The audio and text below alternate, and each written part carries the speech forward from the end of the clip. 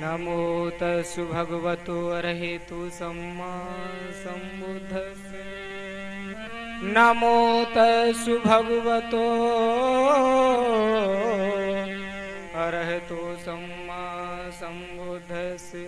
नमो तस्सु भगवतो अरहतो सम्मा सम्बुद्धस्स। तो नमन करूं बुद्धि को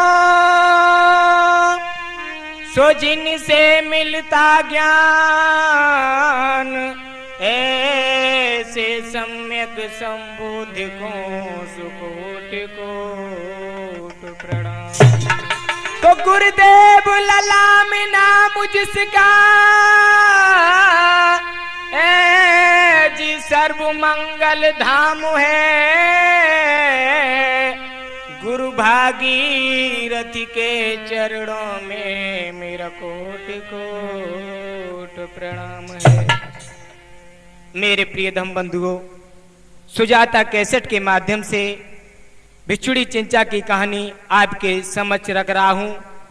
इस कैसेट के निर्माता भाई सौदान सिंह साक्य, हमारे सहयोगी जन ढोलक पर भाई कन्हैया लाल बौद्ध ग्राम लुखरिया से, चिमटा पर भाई वीरेंद्र सिंह बौद्ध ग्राम महमूदिया से, घड़ा पर रमेश चंद्र बौद्ध जादूगर और मेरे सामने बैठे मेरे मित्र राजरतन बौद्ध। तम मिटैया ज्योति जलैया धर्म रचैया ज्ञान बतैया, ऐसा है माया का लाल की गौतम का जवाब नहीं। ऐसा है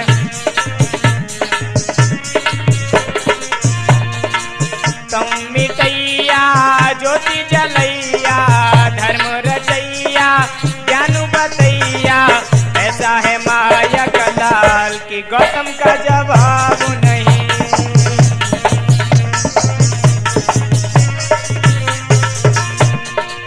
करोड़ा मैत्री पाठ पढ़ाया,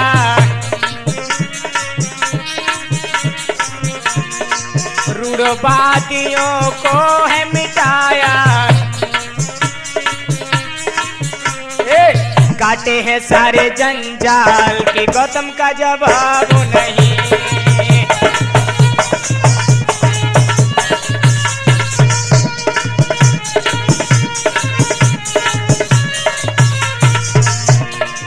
जातु पाती का भेद मिटाया,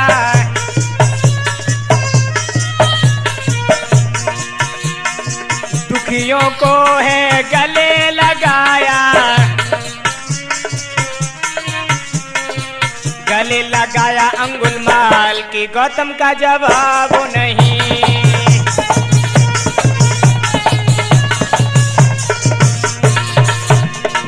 आ जाओ तुम चीवरधारी, आसे लगी मोए आपकी भारी। दे जाओ ज्ञान अपार की गौतम का जवाब नहीं। दे जाओ ज्ञान अपार, दे जाओ शील महान की गौतम का जवाब नहीं।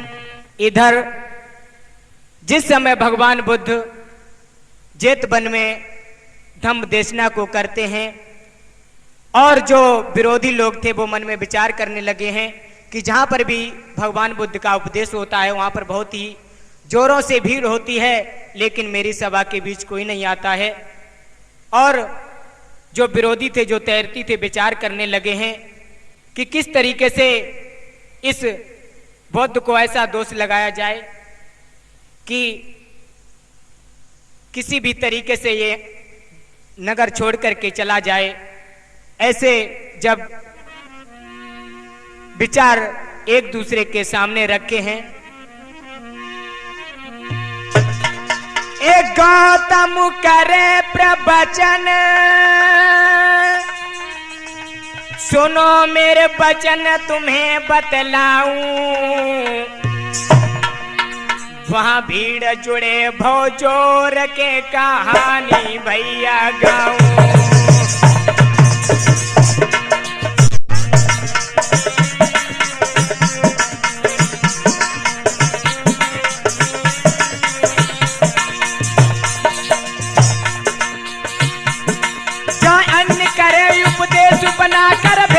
सुनो सरदारी, सुनो सरदारी। और उनके सभा के बीच रे जावे ना नर नारी।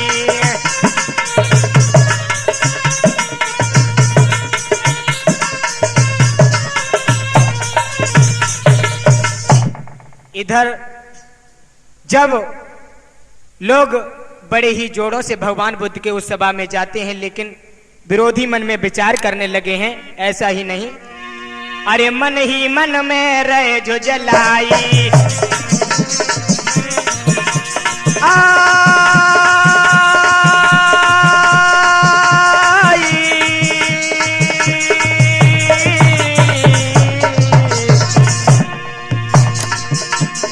मन ही मन में रहे झुझलाई, आपस में फिर सलाह मिलाई।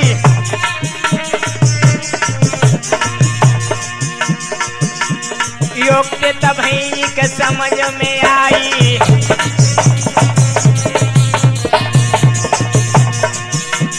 षड्यंत्र हम सो एक रचाई। जिससे कलंक गौतम को लग जाई।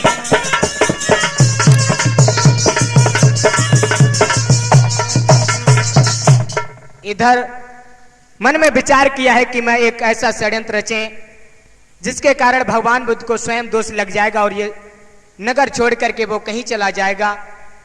तो जब आपस में विचार किया है तो एक उसमें से तैरती है, वो कहने लगा भैया, श्रावस्ती में एक चिंचा नाम की भिखारन रहती है। तो क्या बोला, श्रावस्ती में सुनो भ्रात, चिंचा एक लड़की रहती है।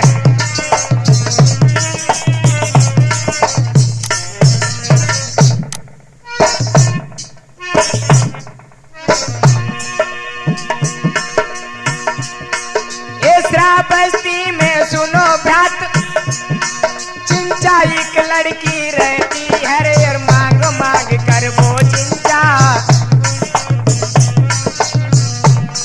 और मांग मांग कर वो चिंचा अरे अपना पेट पालती है।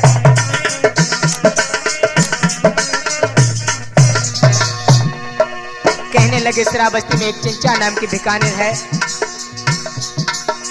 पढ़ी लिखी वो है नहीं, देखन में सुंदर लगती है, यार क्या बताएं सुंदरता, क्या बताएं सुंदरता, वो चंद्र बदन उजियारी है।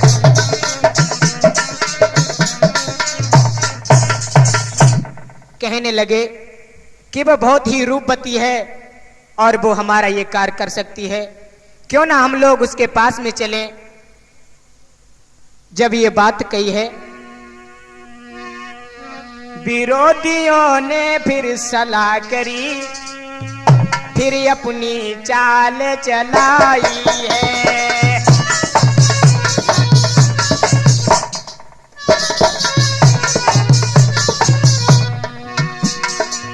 विरोधियों ने सलाह करी,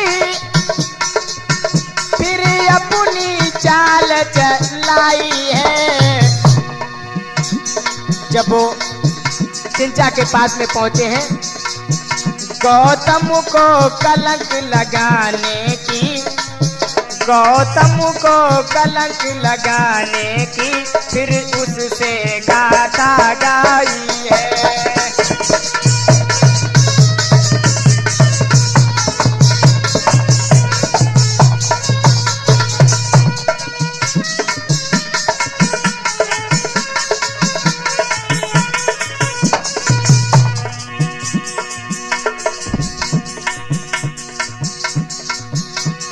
कहने लगे तुम सुनो चिंचा, गौतम को कलंक लगाओगी, जितना भी धन कमाती हो उससे ज्यादा तुम पाओगी।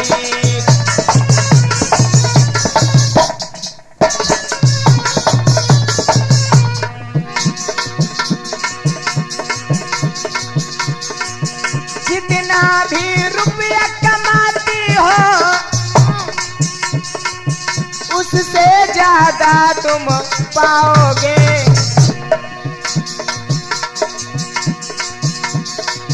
अरे कहने लगे तुम सुनो चिंचा को तुमको कलंक लगाओगे।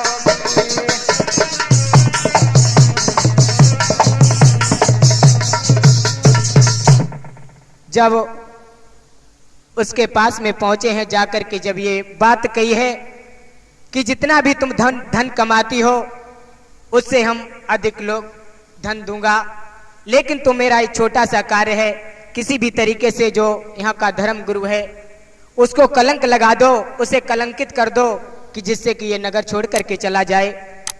और कहने लगे हैं, क्या बोले, कर ऐसा तुमने कार्य किया तो हम सब खुशी मनाएंगे। गौतम है जो या धर्म गुरु फिर उसको मार भगाएंगे।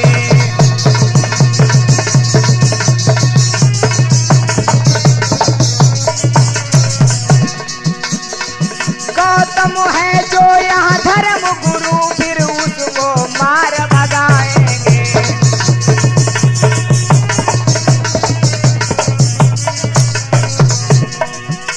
कहने लगे, सुनो चिंचा, ऐसा अगर तुमने काम कर दिया है तो हम लोग बहुत ही तुमको इनाम भी दूंगा। और बोले,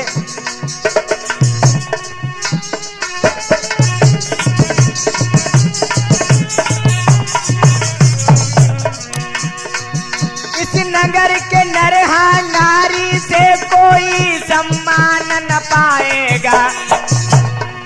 वो धर्म गुरु है करुणा कर फिर नजरों से गिर जाएगा।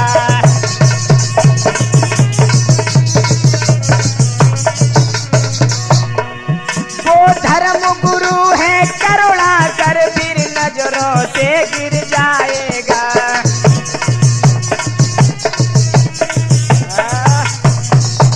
इस प्रकार से जब लोगों ने चिंचा से कहा है तो चिंचा ने उस बात को स्वीकार कर लिया है और उसने किस तरीके से अपना रूप बनाया है भगवान बुद्ध को दोष लगाने के लिए। सर पर चटक चुनरिया डाली चिंचा चली, चिंचा चली। सर पर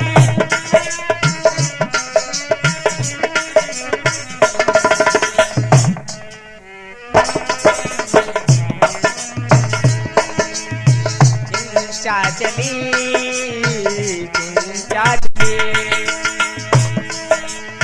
सुंदर उसने अपना रूप है बनाया, तनु को उसने अपने सुंदर रचाया।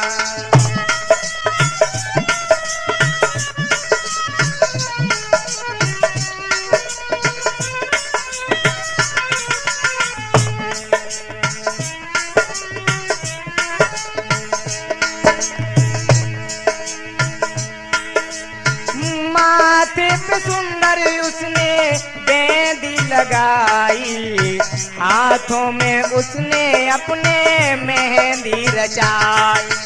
लरा लरा लरा लरा, सर पर चटक चुनरिया डाली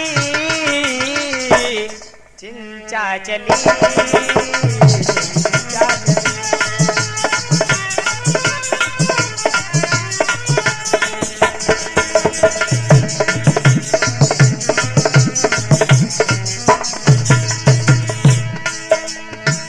आँखों में नथुनी न्यारी, आँखों में सुरमा, गोरी गोरी बइयों में पहने हैं कंगना।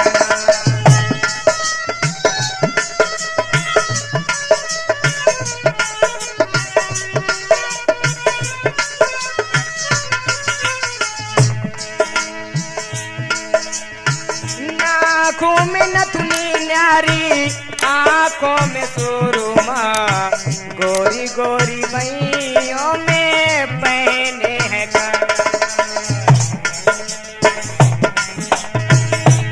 सर पर चटक चुनरिया डाली, चिंचा चली, चिंचा चली।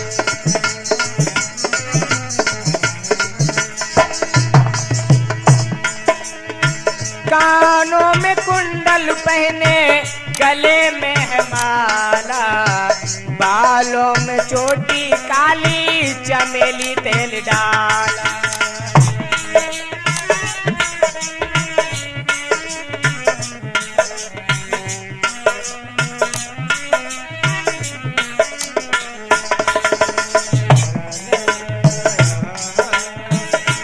सर पर चटक चुनरिया डाली, चिंचा चली,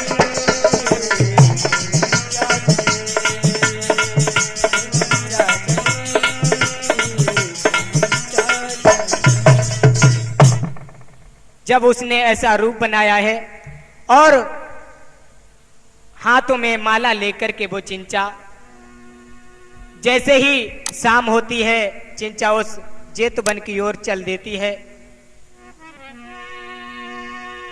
चिंचा माला ले हाथ, सुनो मेरी बात अरजी मेरी, अरे प्रतिदिन शाम को चिंचा रे के जाबे भैया अकेली।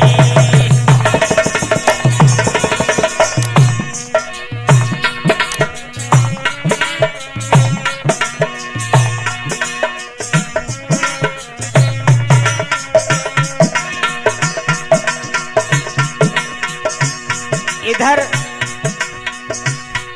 सभी स्त्री पुरुष जैसे ही भगवान बुद्ध का धम्म उपदेश सुन करके अपने अपने घरों को आते हैं, लेकिन इधर से हाथों में माला लिए हुए चिंचा रास्ते में मिल जाती है। हे गौतम मुनि करे प्रवचन की, मधुर थे बचन आए नर नारी, और इधर से सज बज करके भैया चली है चिंचा नारी।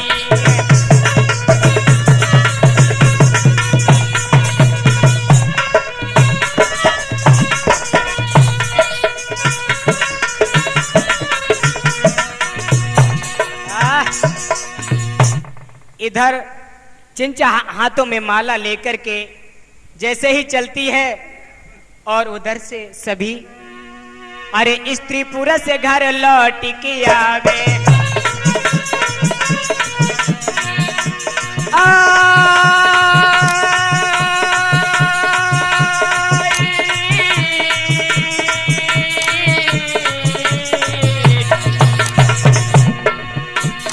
स्त्री पुरुष घर लौट के आवे, गौतम के बोसीले अपनावे।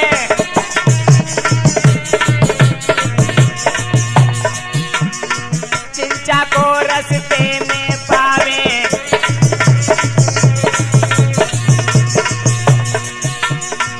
आगे कथा हम तुम्हें सुनावे।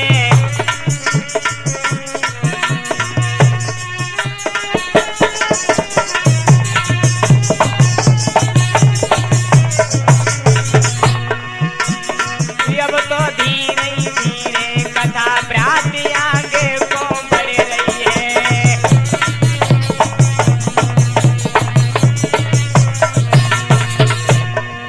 आगे को बढ़ रही है, भ्रांति आगे को बढ़ रही है।